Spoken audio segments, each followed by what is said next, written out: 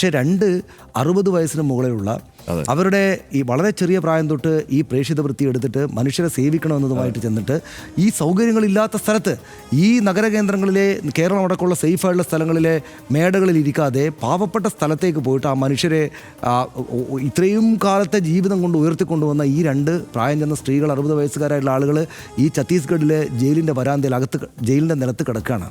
അപ്പം ഞാൻ പറയുന്നത് ഇത് മുഴുവൻ രാഷ്ട്രീയമില്ല എന്ന് സംസ്ഥാന അധ്യക്ഷൻ പറയുമ്പോൾ രാഷ്ട്രീയ കളിയാണല്ലോ നടന്നുകൊണ്ടിരിക്കുന്നത്. ഇവർ ഏത് നിലക്കാണ് ഇതിനെ, എനിക്ക് തോന്നുന്നു വോട്ട് വാങ്ങുക, അധികാരത്തിൽ വരിക എന്ന ആവശ്യമുള്ളത് തന്നെയാണ്. പക്ഷേ പാവപ്പെട്ട മനുഷ്യരോട് ഞാൻ ആ ബ്രദറിനെ ആലോചിക്കായിരുന്നു. ഈ സഹോദരി ഈ 2 സഹോദരിമാരെ കൊണ്ടുകൊണ്ട് ആ ബ്രദർ തല്ലി, ഇവരെല്ലാവരും കൂടി തല്ലി. ഒരു വാക്ക് ഇവരാരെങ്കിലും പറയുന്നുണ്ടോ? ആ മനുഷ്യനെ തല്ലി. നിങ്ങൾ ആ ബജരംഗ് ദൾ പ്രവർത്തകർ ജ്യോതി ശർമ്മയോട് ചെന്ന് ചോദിച്ചോ, ഇവരാരെങ്കിലും അവരെന്തിന് തല്ലി?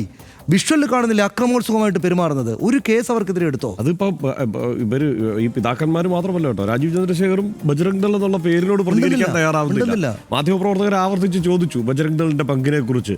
അല്ലല്ലോ, അത് പോലീസല്ലേ അറസ്റ്റ് ചെയ്തിരിക്കുന്നത് എന്നൊഴിയുകയാണ് രാജീവ് ചന്ദ്രശേഖറും ചെയ്തത്. അതാണ് ഇവരുടെ സഹോദര സംഘടന. അതായത് ഇവിടെ DYFI പ്രശ്നം ഉണ്ടാക്കിയ CPM-മാരോട് ചോദിക്കില്ലേ നമ്മൾ? ഇവിടെ യൂത്ത് കോൺഗ്രസ് പ്രശ്നം ഉണ്ടാക്കിയ നമ്മൾ കോൺഗ്രസിന്റെ ലീഡർഷിപ്പിനോട് VD സതീശനോട് ചോദിക്കില്ലേ? ബജരംഗ് ദൾ ഇവരുടെ സഹോദര സംഘടന പ്രശ്നം ഉണ്ടാക്കിയിട്ട് ഒരാളും മിണ്ടുന്നില്ല.